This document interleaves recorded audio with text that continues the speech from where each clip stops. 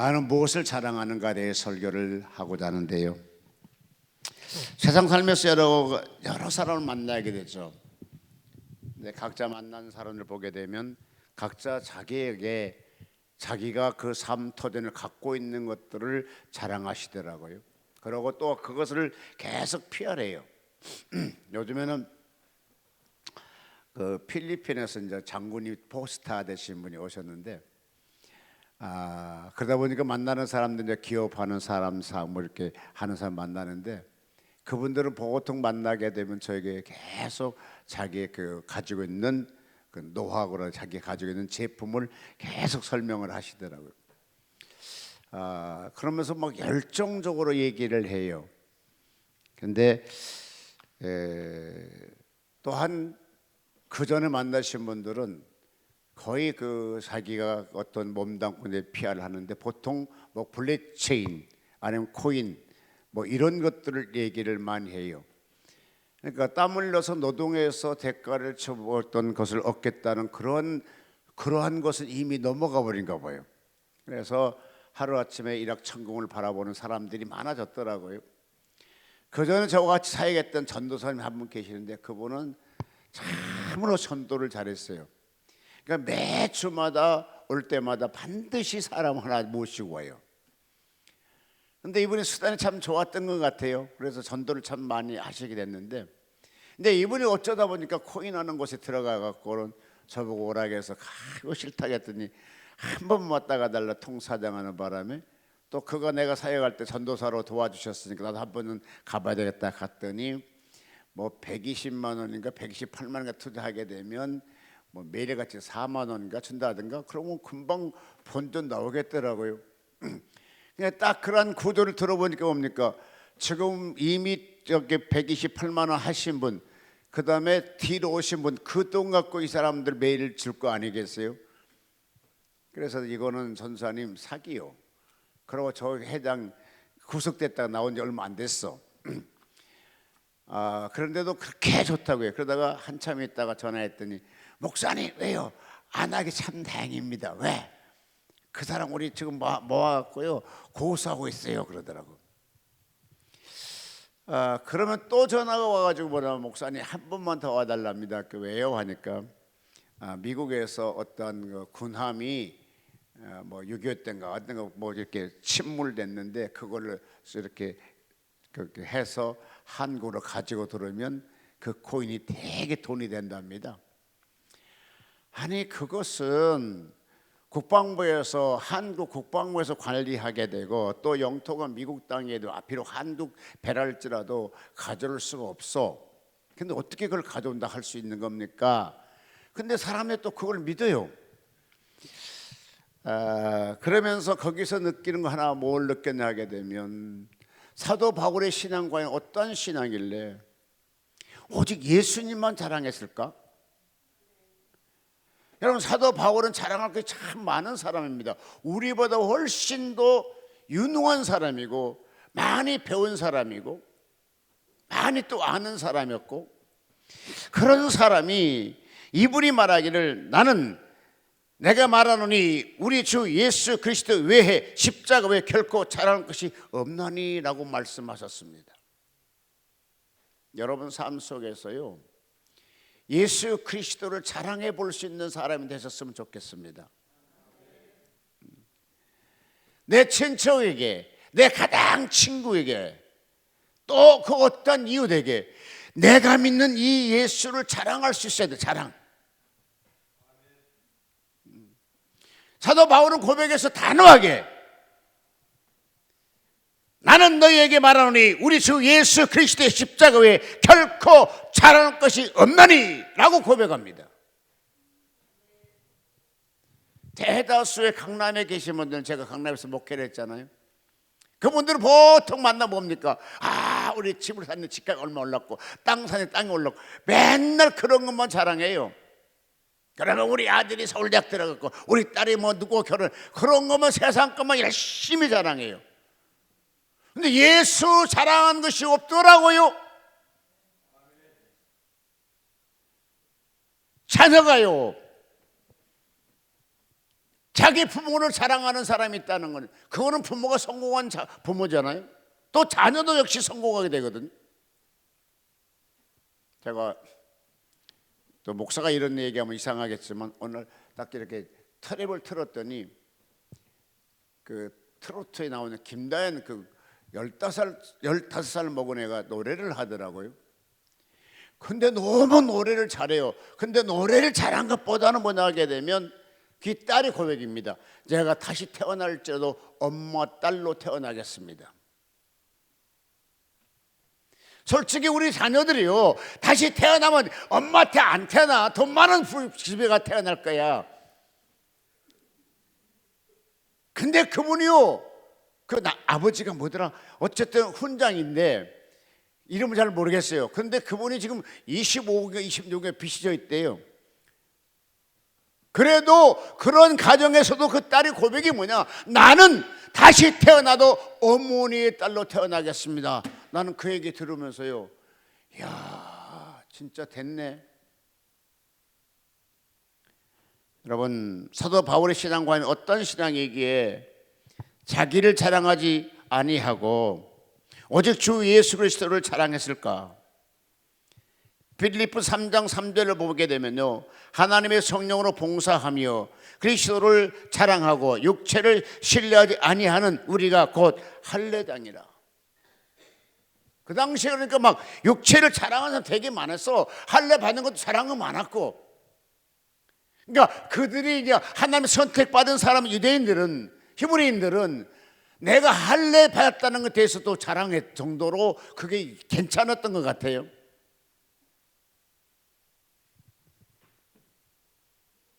그러면서 그러나 나는 육체를 신뢰할 말하니 만일 누구든지 다른 이가 육체를 신뢰할 것이 있는 줄로 생각하면 나는 더욱 그러하느니라. 첫째, 건강했고요. 바울은요, 탄생한 지 8일 만에 할례를 받았고요, 이스라엘 족속이었고, 이스라엘 족속이라는 것은 아브라함의 후손이라는 거라. 갈라디아서 3장 26절 보니까 너희가 다 믿음으로 말미암아 예수 그리스도 안에서 하나님의 아들이 되었다고 말씀하고 있습니다. 갈라디아서 3장 29절 보니까 너희가 그리스도께 속한 자면 곧 아브라함의 자손이요 약속대로 유업을 받는 자느니라. 그러니까 바울은 나는 아브라함의 후손이라는 거라. 그러면서 그를 말하기는 나는 베냐민 지파의 후손이요, 히브리 중에 히브리요. 그러니까 오늘 말하면 오리지널 히브리인이라는 뜻이에요. 미국에도 역시 사는 사람 보면 오리지널 아메리카 사람들이요, 뭐 원래 보게 되면 뭐 인디언이 되겠죠. 그 외에는 다 뭐 우리 외부에서 들어오신 민족으로 이루어졌던 것인데, 그러면서 뭐라 하면 율법으로 나는 바리새인이었고 또 교회 핍박을 많이 한 자라고 자기를 얘기합니다. 베냐민 지파는 야곱의 12지파 중에 9번째 되는 지파가 베냐민 지파죠. 그러니까 세상 말로 하게 되면은 나는 뼈대 있는 자녀라는 거예요. 뼈대 있는 자녀. 지금도 제가 이제 이조 왕족 후손하고 제가 가끔 통화하고 만나기도 하고, 가만 맛있는 거 사주세요. 그냥 예를 들어서 김치찌개, 두부찌개 시켜주면 되는데 이분은 가면 보통 뭐 민어탕이라든지, 그러니까 최고 좋은 음식을 사줘. 그러지 말고 간단하게 먹죠. 자꾸만 한 번 더 얻어먹은 것도 미안한데 맨날 올 때마다 그 대접받는 거 좀 미안하다고. 아이고 목사님 괜찮아요. 근데 이분은 뭐냐, 자기는 왕족의 후손이라 해가지고 자부심이 대단하더라고요. 그러니까 그 당시 바울도 역시 마찬가지라, 나는 아브라함 후손이고 야곱의 지파 중에 내가 탄생해서, 그러니까 나는 뼈대 있는 믿음의 사람. 그러한 사람이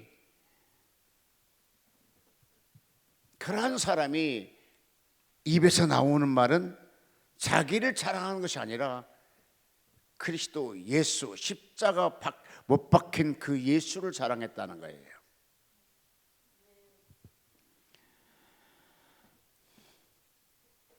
그러면 사실 말씀이 무엇이든지 내게 유익하던 것을 내가 그리스도를 위하여 다 해로 여길 뿐더러 또한 모든 것을 해로 여김은 내 주 예수 그리스도를 아는 지식이 가장 고상함이라.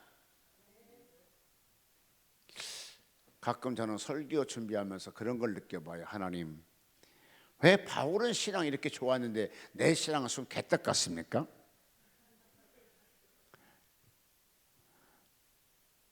여러분, 개떡은 지금은 개떡이라고 웃지만 60년, 70년 때는요 개떡도 못 먹어서 울었어요.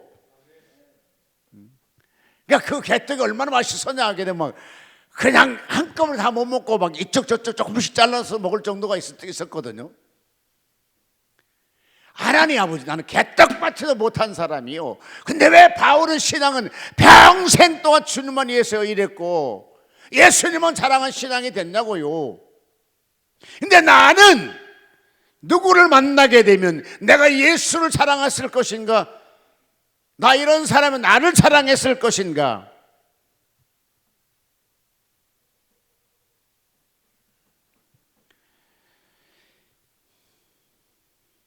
내가 그리스도를 위하여 모든 것을 잊어버리고 배설물로 여김은 그리스도를 얻고 그 안에 발견될 함은 오직 그리스도를 믿음으로 말미암은 것이니 그 믿음으로 말미암은 것이니 그 믿음으로 하나님께 난 자라. 내가 그리스도와 그 부활의 권능과 그 고난에 참여함은 알려하여 그가 죽으심을 본받아 어찌하든지 죽은 자 가운데서 부활을 이끌어 하노니 내가 이미 얻었다 함도 아니요 온전히 이뤘다 함도 아니요 오직 내가 그리스도 예수께 잡힌 바 된 그것을 잡으려고 쫓아가노라. 그러니까 자기 신앙이 완성된 것은 아니지만, 그러니까 주님의 살려고 굉장히 노력했다는 거라. 그런데 뭐냐면 뒤에 걸 잊어버리고 앞에 걸 찾아간다는 거라. 여러분, 내 믿음을 우리끼리 말해서 믿음 한 번 가진 그 믿음이 계속 지속되던가요? 지속돼요? 아니잖아요. 어떨 때는 진짜 믿음인 것 같은데 어떨 때는 진짜로 믿음이 싹 어디 도망가 버렸잖아요. 그래, 아멘한 사람은 사실이야. 아멘한 사람은 그래도 영적 생활한 사람들이야. 아예 그것도 모르는 사람은요, 내가 믿음이 있는지 없는지도 모르는 사람이 많아요. 그러니까 신앙이 굴곡이 있는 사람은 그나마 영적 체험한 사람은 그걸 알아요. 근데 그거 안 한 사람은요 그냥 내 믿음이 있는 것처럼 그냥 해. 어느 날 갔더니 사사기 7장 7절 했더니요, 사사기라고 했으면 사사기가 구약이요 신약이요? 예? 구약입니까? 근데 그 양반은 신앙을 놓고 찾는 척 이렇게 보고 있더라고. 그러니까 못 찾았다는 건 좀 창피한가 봐. 아니, 교회에서 하나님의 말씀 속에 예배드리면서 성경을 사사기 7장 7절 찾아라니까 구약 성경을 찾았는데 신약 놓고 찾는 척하고 눈으로 보고 있다니까. 그러면 그 사람이 과연 구원받을 수 있는 사람인가? 하나님 앞에 나왔을 때는 적어도 예배드릴 때만큼은 솔직해야 되지 않겠어요? 내가 가끔 얘기하는데 성전이 거룩하다고 여기는 사람은 그래도 믿음이 있는 사람이야. 성전이 거룩하지 않다고 생각되면 여러분 어느 장소 가서 내 영혼이 깨끗해지겠습니까? 예배가 소중하게 생각하다 그래도 영적으로 살려고 노력한 사람이야. 예배를 그냥 건덕적으로 생각한 사람이 과연 그 영혼이 어디 가서 깨끗함을 받게 됐냐고요. 그래서 성전 안에 있는 것은 무엇이라? 성물이라고 해요. 성물. 거룩한 물건들이란 말이죠. 그래서 성전 안에 있는 것은 우리가 성물로 여기는 거라. 그러니까 여러분이 교회는 거룩한 곳이라고 생각해야 돼요. 어느 사람이 이런 얘기 설교하더라고. 교회가 뭐 대수냐, 뭐 건물 속에 놓고 하면 그것이 건물이고 다른 사람 있으면 또 술집 있으면 술집이 아니겠나. 그래 거룩한 아니다. 그러나 우리가 하나님께 나와서 거룩하게 입을 수 있는 마음의 자세가 필요해. 바로 성전이 그렇게 되어야 돼요.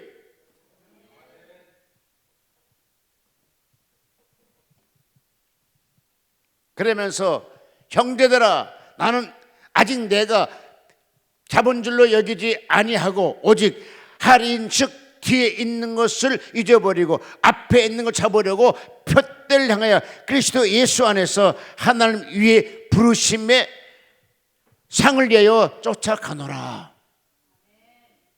그러니까 이 바울은요, 내가 그냥 그 신앙을 나태해 그냥 가만히 있는 것이 아니라 매일같이 자기 신앙을 점검했고 계속 전진해 나갔던 그런 신앙이었거든요. 고린도서 2장 2절을 보니까요, 내가 너희 중에서 예수 그리스도와 그의 십자가에 못 박히신 것 외에는 아무것도 알지 아니하기로 작정하였습니다.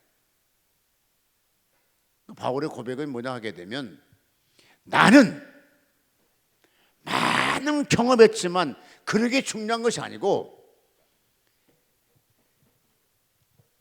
십자가에 못 박히신 것 외에는 아무것도 알지를 원치 아니하노라. 작정했다는 거라.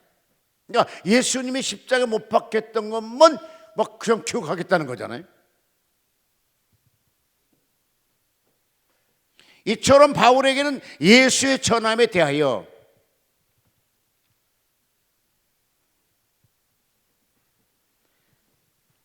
사도행전 20장 24절을 보니까요, 나의 달려갈 길과 주 예수께 받은 사명 곧 하나님의 은혜의 복음 증거하는 일에 마치려 하면은 나의 생명을 조금도 귀한 것으로 여기지 아니하노라. 그러니까 그리스도의 복음은 전하는 것에 대해서는 자기 생명을 조금도 귀한 걸로 여기지 않겠다는 거라.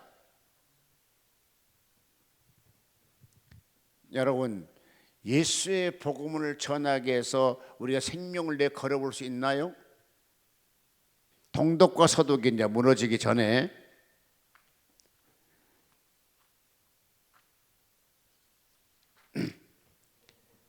서독에서 동독으로 넘어간 그 목사 딸이 하나 있었는데요, 베르 장벽이 세워지기 전 270만의 동독인들이 서독으로 내려와요. 그런데 1954년 수많은 사람들이 서쪽으로 이동하는데 동쪽으로 떠나가는 한 가족이 있었습니다. 서독 출신 후르스트 카스너 목사님이 가족이었는데요, 이 카스너 목사는 가족은 피난 행렬에 역행하면서 오히려 동쪽으로 올라가기 시작하고 있었습니다.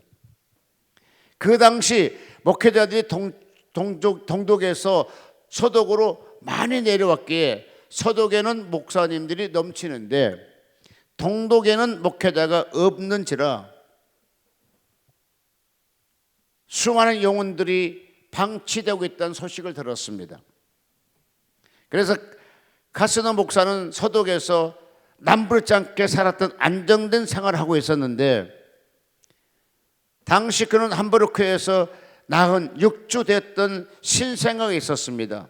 이 신생을 데리고 머나먼 동쪽 정한 거처도 없고 교회도 없는 곳으로 누가 보더라도 무리한 일이었지만 계속 동쪽으로 올라갔답니다.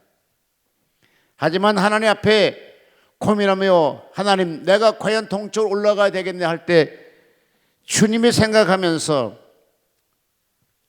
나도 주를 위해서 결심하고 그 6주밖에 안 된 신생아를 끌어안고 동독으로 향해 올라갔습니다. 그러나 가네스 목사는 하나님 앞에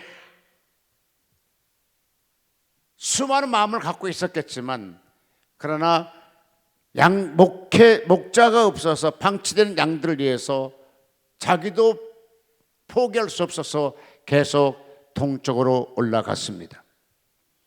그런데 놀라운 일이 역사가 일어났었습니다. 당시 아버지 품에 안겨 동쪽으로 갔던 목회자 딸이 아버지의 엄격하고 철저한 신앙생활로 양육받으며 자랐습니다. 세월이 많이 흘렀습니다. 주님의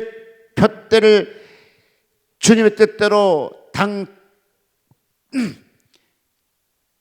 그 당시에 보게 되면 누가 볼지라도 할 수 없는 그렇게 일을 했는데, 그 목사님의 딸이 동독과 서독이 통일된 이후에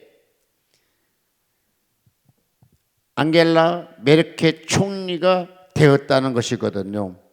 2013년 9월에 독일 총선에서 압도적으로 승리를 거두면서 메르켈 총리는 3선을 계속 이어가게 됐죠. 그러면 이 소박한 시골 교회에서 자란 소녀가 독일의 최고의 지도자로 된 유럽의 경제 위기를 극복하고 전 세계 자본주의 체제의 개혁을 이끌어낸 메르켈 총리가 마지막 결론은 뭐냐 하게 되면 이렇게 냈더라고. 하나님께서 그들을 기뻐하셔서 보상하기 때문에 동독과 서독이 통일할 때 메르켈 총리를 세워줬다고 얘기를 하더라고요. 하나님은 우리에게 보상도 해주세요. 270만이 동독의 서독으로 내려오는 그런 물결을 타고, 어느 누구도 역시 마찬가지로 동독은 자유로운 민주주의요, 동독은 공산체제였기 때문에 안 올라갔을 것입니다. 그러나 하나님께 사역 부름받은 이 목사님은 버린 양들을 위해서 자유 없는 동독, 공산치하의 동독 찾아 올라갔더니 수년 이후에 동독과 서독이 통일됐잖아요. 근데 하나님이 그때 당 서기장으로 수장으로 만들어 줬다는 것이거든요. 제가요, 지금 이번에 필리핀에서 이제 이렇게 같이 이루어지고 있는데요. 그 필리핀에 제가 그 집회를 갔어요. 딱 보니까 지금 11년 됐더라고요. 11년 전에 우리 은혜교회에서 저에게 필리핀 와 집회를 해달라고 초청장이 왔어요. 그래서 저는 단호하게 얘기했습니다. 저는 못 갑니다.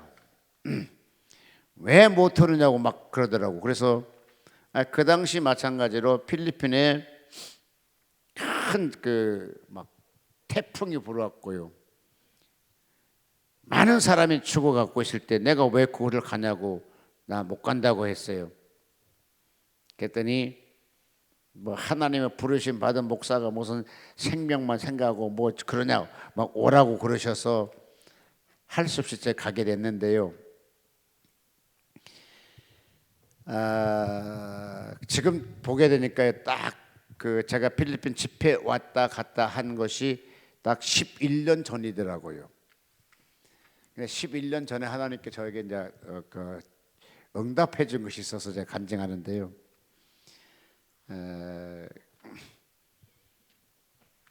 사람들은 다 이제 그 한국 뉴스를 통해 갖고, 그러니까 2000년 13년 11월 21일 날 제가 필리핀 집회를 갔었는데, 2013년 11월 3일서부터 필리핀 중부를 강타한 태풍 하이엔 막대한 인명과 재산을 피해를 줬다는 것이죠. 그 필리핀 정부에서 집계가 그 홍수와 태풍을 통해서 10,000명 정도 죽었노라고 집계를 했더라고, 발표를 했어요. 그러면서 사망했고 약 1,600만 명이 삶의 터전을, 생계수단을 잃어버렸다고 막 했어요. 근데 그런 와중에 2013년 11월 20일 날 우리 은혜교회 8주년 됐다고 제가 강사로 가게 됐었어. 그럴 때 내가 가겠어요? 안 가겠다 했더니 막 오라고 막 그래요. 필리핀 역사상 태풍 하이언이 가장 큰 태풍이었다고 필리핀 정부에서 발표를 했더라고요. 심지어는 313km 막대한 태풍이었죠. 그 다음에 바다 높이는 7m 높이고 바다를 이렇게 쳐 올랐다는 거라. 그래서 많은 사람이 뭐 요라단 및 사마루 섬, 뭐 구이안시, 네이터 북부, 세부 북부, 반타 안성, 바이나 북부, 그러니까 엄청난 지역에 막 갖다 강타를 했어요. 그래서 내가 그것이 무서워서 안 간다고 했더니 뭐 주에 좀 와야 된다고 해서 갔어요. 그런데 비행기를 타고 가서 이제 하룻밤을 자고 그 다음 날부터는, 그러니까 비행기 안에서 그 당시 우리 한국의 발표는 뭐냐면 하이안 그 태풍을 통해서 12,000명이 죽었다고 발표가 나왔었거든요. 근데 필리핀 정부에서 10,000명 죽었다고 했었고, 그래서 그 12,000명 죽은다는 소리 나도 죽을까 봐 안 가겠다 했더니 막 오락해서 가는데, 그러니까 내가 신기한 것은요, 한국 땅은 전혀 필리핀에서 기도가 안 나왔어요. 근데 내가 필리핀 간 비행기를 딱 이렇게 올라가서 있었는데 비행기가 시동으로 쭉 굴러가잖아요. 점프하게 해서. 그때부터 필리핀 기도가 되기 시작해요. 하나님 아버지, 필리핀 축복하시고 12,000명 그 유가족들, 배고픔과 무서움과 추위에 떨고 있는 그들을, 그 슬픔이 내 마음에 막 들어오는 거라. 뭐를 해야 돼요? 막. 근데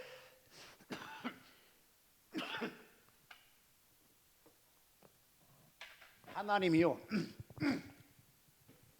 다 이렇게 각본을 짜놨더라고요. 비행기가 싹 굴러가니까 뒷을 딱 보니까 뒷좌석이 텅 비었어요. 한 좌석이. 그래서 빨리라도 거기 가갖고 이제, 왜냐면 그거 들어놓으려고. 그러면서 거기서 갔는데 기도가 되는 거라. 여러분, 기도가요 순간에 여러분 수시로, 성령은 수시로 여러분에게 기도하도록 만드세요. 내가 무슨 일 하는데 기도가 하게 막 감동이 와. 근데 그때 기도해야 돼요. 그렇게 그때 기도하면 모든 재앙들을 하나님이 이걸 막아주기 위해서 내 기도를 필요해서 기도시키는 거거든요. 그래서 막 그때 기도했어요. 기도하는데 여러분 생각해봐요. 비행기 안에 타갖고 비행기에서 울면은 창피해요, 안 창피해요? 예? 비행기 타본 사람만 얘기해. 안 타본 사람 몰라. 어쨌든 거기서 기도하는데 막 눈물이 나는 거라 그냥. 그래서 손을 근데 두 눈이 막 하염없이 눈물이 흘러. 무슨 눈물이냐? 그 12,000명들의 죽은 사람이 이미 죽었으니까 전혀 관심이 없잖아. 근데 죽어버리는 그 사람들, 유가족. 근데 그 주변 사는 사람, 생존 있는 사람, 배고프고 추위에 떨 것이고 공포에 떨고 있는데 막 그런 거 생각하니까 막 눈물이 막 펑펑펑펑 나오는 거라. 그러면서 필리핀을 갔어요. 첫날은 자고 그 다음날에 또 계속 기도가 되는 거라. 그래 밤 10시부터 가서 기도해갖고 보통 새벽 4시까지 기도를 했어요.